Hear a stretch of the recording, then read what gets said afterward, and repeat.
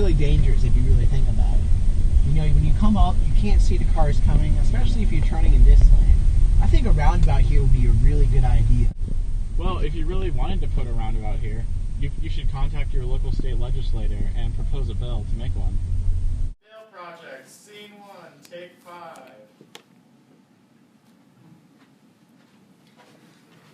Hello, I'm Susan Brooks. How may I help you? Hi, I'm Paul Kline. I'm here today to talk to you about the proposed roundabout on 146 and Gray. Well, I have to see if it will benefit people. A pork barrel legislation... Wait, pork barrel? I think I ate there last week. Sorry, Miss Kline. That's not a restaurant, and that is not what I'm talking about. A pork barrel legislation requires a lot more work on my part. Well, a lot of people would benefit from the use of this roundabout. It will only benefit a small amount of the community. It won't affect most people in the country, but I will take it to Congress. Okay, I'll tell you what. I'll make a deal with you. I'll vote for you in the next election if you can get this bill passed. Deal. I'll write a draft right now and send off the proposed bill. All right, keep me posted. I sure will. Project, scene 2, take 2. Hey, Paul, guess what? What? Your bill is going to committee. Let's hope the committee acts on it or it will go into a pigeonhole and die. Even worse, it can be discharged if it is in debate for too long. Pigeonhole? Nah, I think they'll like it. I don't think it will go there.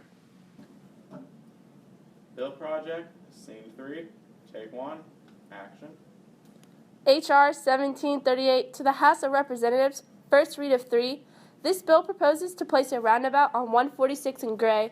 The Speaker of the House will assign this bill to the Standing Committee. This committee is now in session. I now assign you all this bill. So, what recommendations do you guys have for this bill, and what path should it take?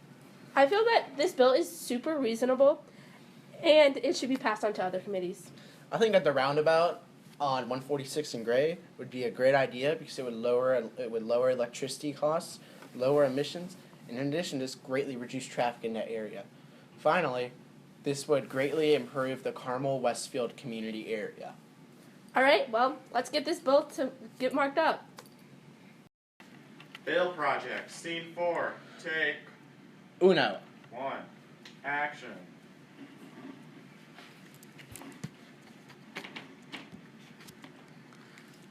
Were you aware that there's a park added into this? Yeah, I added it.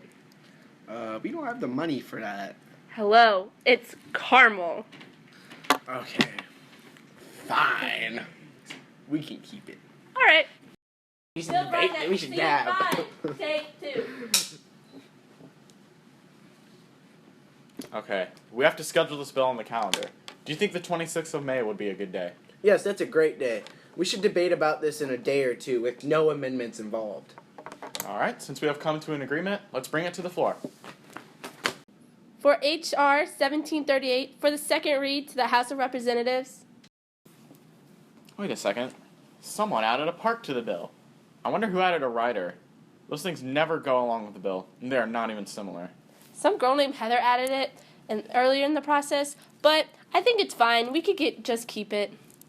I agree. Well, your bill has been discussed, and the representatives will take the last and final vote on your bill. H.R. 1738, third and final read. This bill will place a roundabout and a park on 146 and Gray Road. You know, Paul, if the House decides to pass your bill, it will be passed to the Senate for a similar process. I know the difference between the House and the Senate. Well, I have a friend who is the president pro tempore, and he presides over the Senate when the vice president is away. Also, another difference is the lack of rules committee, which allows the senators to speak for as long as they want on a topic, which I forget what it's called. It's a filibuster. Also, did you know the Senate has 100 members while the House has 435 members? Yes. Also, they follow a similar process like the House as well. Paul, guess what? It looks like the Senate just passed your bill and it's going to the president. That's great! I have even better news. Since the House and Senate agreed on your bill, it will not have to go through a conference committee since it was agreed on. That committee has people from both houses and they usually talk forever until they have came to an agreement. Now the president just has to sign it. Awesome. Let me know when it happens. I don't like these ones. However, I am definitely not going to veto this one. It has a perk with it. I'm happy they are encouraging children's health. Also, the roundabout seems like it will help out a lot. I'm Barack Obama, and I approve of this bill. Hey, you heard anything yet? Well, not exactly. I really hope he doesn't pull a pocket veto because it can expire before he does something about it if Congress gets together again. Oh wait, it's good to go. Your bill has been passed.